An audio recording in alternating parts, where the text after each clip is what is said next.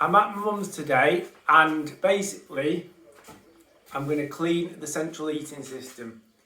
This I had in my lockup, so I had to get it used. I don't usually use this brand, but I wanted to get it used, so I thought, give it a go. It's not going to hurt.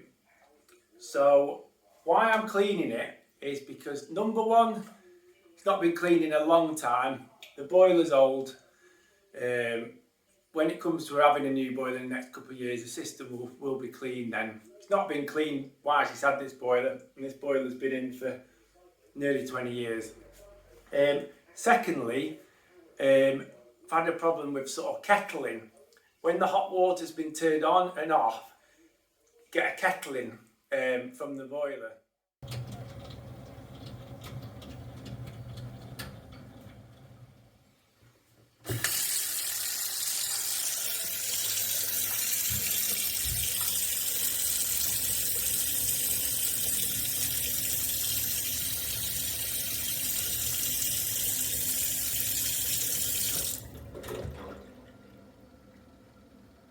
I'm hoping this cleaning the heat exchange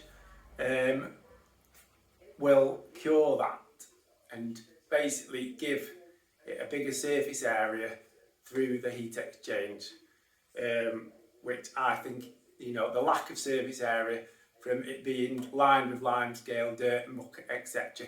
is causing the kettling. So we will come back and we'll see if it cures that as well. That'll be a bonus. Firstly, have we got any drain valves on any of the ground floor radiators? Doesn't look like it, no. Sorry to interrupt the video, but I'm just going to quickly just talk about the system that my mum's got in the house regarding the radiators. There's 2 ground floor radiators in my mum's house, but because the pipes come down the wall to them radiators, we need a drain valve on both radiators. Draining one radiator, through one drain valve will drain all the radiators upstairs, no problem, and will drain that one radiator as well that has the drain valve on. However, the other radiator in the other room will stay full of water. This is okay when you're just on the day you're going to put the cleaner in. You can get away with leaving one radiator with water in, get the cleaner in, fill it back up, leave the cleaner in. But when you're draining and flushing the cleaner out, the cleaner completely has to be removed. So you need to, every radiator needs to be empty. So you're going to need a drain valve on both of them radiators. Is to get a drain valve on the kitchen radiator. Make sure you've got some buckets to hand. First, I've prepared the new drain valve tail with some Loctite sealing cord. PTFE tape can also be used.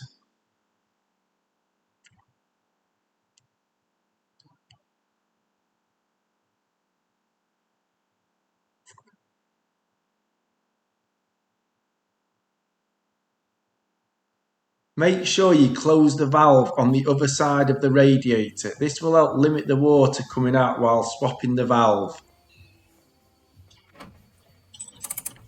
Remove the old valve tail from the radiator.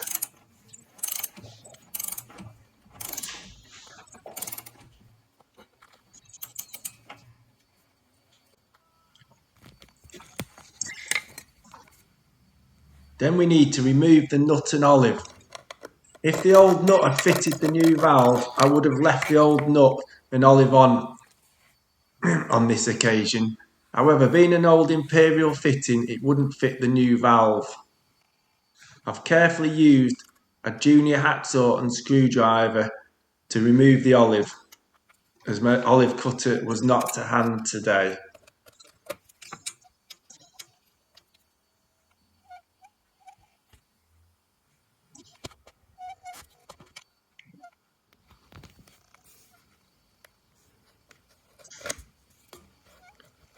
Right, due to the compression of the pipe from the old olive, as you can see, I've used quite a bit of paste around the pipe and the olive.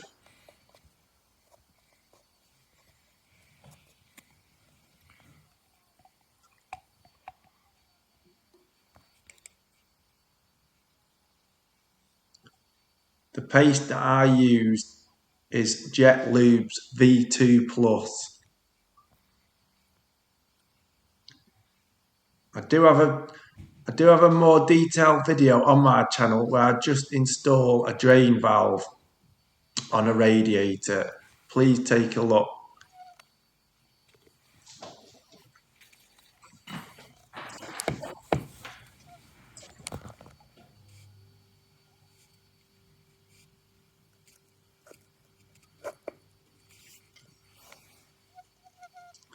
It's 10mm pipe, so the drain valve that I bought was a 10mm drain valve.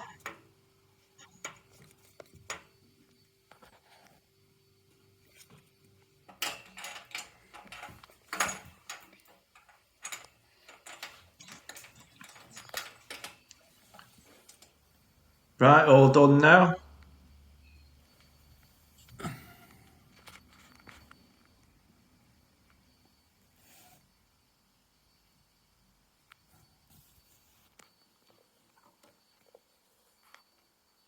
Now we can finally attach a hose and drain the system. The reason that I was able to swap the valves whilst the upstairs radiators were still of water, basically I didn't open any of the bleed valves, therefore the pipework got partially airlocked.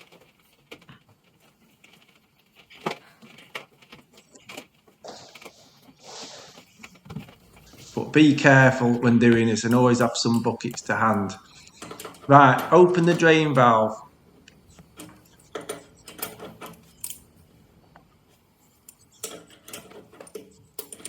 Also, don't forget to reopen the valve on the left hand side of the radiator. Right, starting from the upstairs radiators, open the bleed valves. You will hear the air and the radiator will start to drain.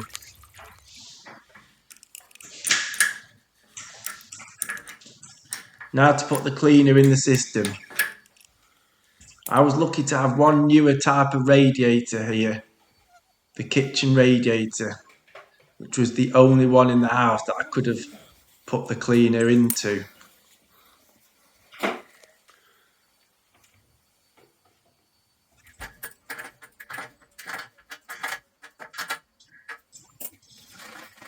Make sure you close the drain valve and pour in the cleaner slowly.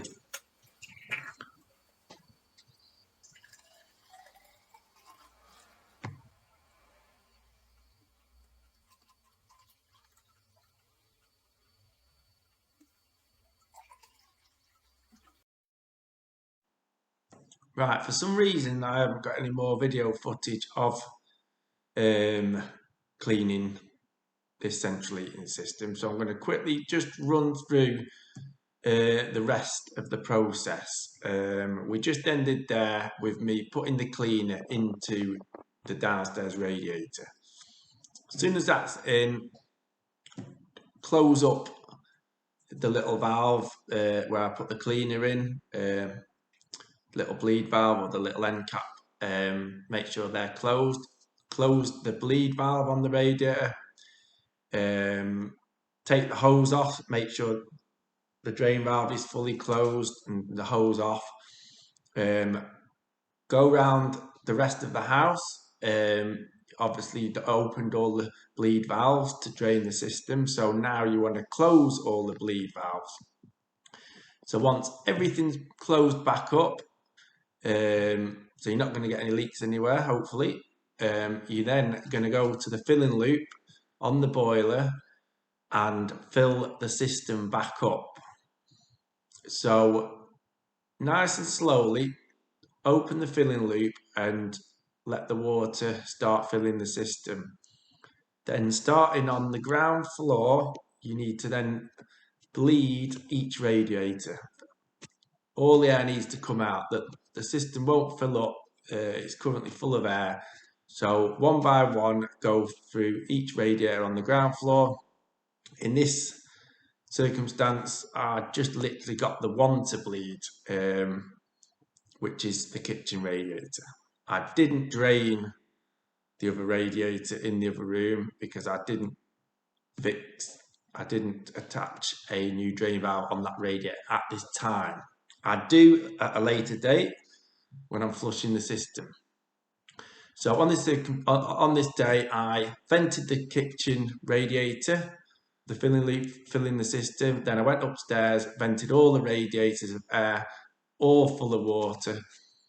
Then back to the boiler, filling loop off. We want to see the pressure at 1 bar now, with all the radiators full, with no air in the system. Then we want to turn the boiler on slowly. Some boilers have a venting program. That would be a good time to use that now, because we want to get any little bits of pockets of air out. We don't want the burner firing up with air in the heat exchange, etc.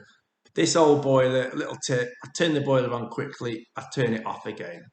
This just allows the pump to start and get the water moving around the system, getting any bits of air out of the automatic air vent. So I did that a couple of times, and then it's time to fire the boiler up.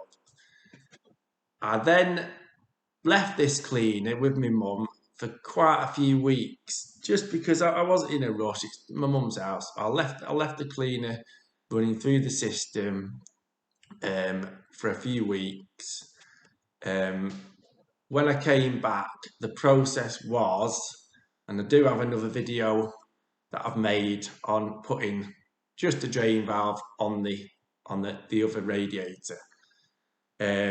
So that was needed on this day. So I did fit that. I came back in a few weeks. I fitted another drain valve on the other radiator on the ground floor.